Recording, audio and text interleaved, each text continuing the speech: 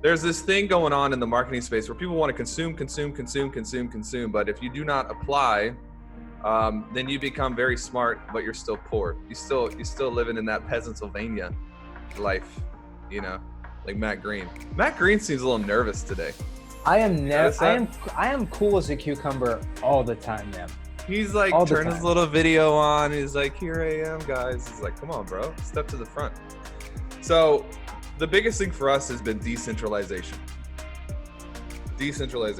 I don't know that people believe us when we say that me and Chris, we don't make 95% of the decisions. We're out of it.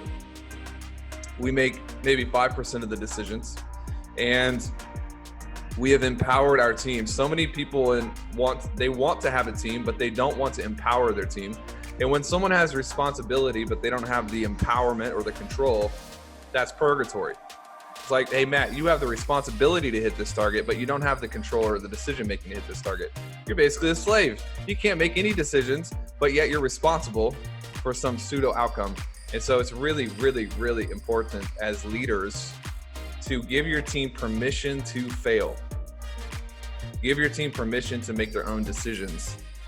And me and Chris have gotten really good at that. It's perhaps one of the things we've gotten the best at. Chris has gotten really good at doing nothing. Let me tell you.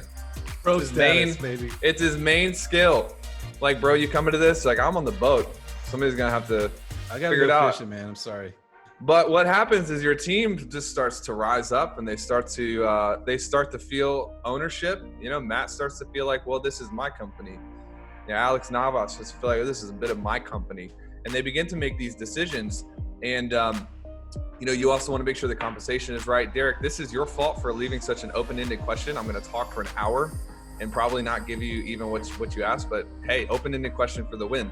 You got to have a free market inside your company. You got to make sure people can earn the money that they want to earn. You got to trust your people to make mistakes. Chris, did I miss anything? Is that everything? That's good. I'd say one thing to add is that I think many times entrepreneurs, owners, the leaders of the business, they think they're protecting their team by covering for their team, when they're actually robbing their team members of the opportunity to grow and expand.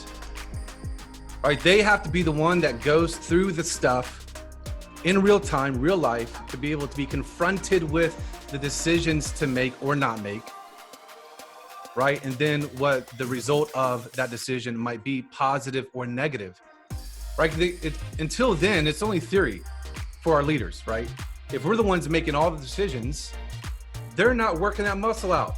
They are atrophied. And so that makes the whole organization weak. A bunch of atrophied people versus allowing them to make the decisions and own the results of those decisions, again, positive or negative. And once you lock into that and you start doing that, it makes your whole organization way more stronger.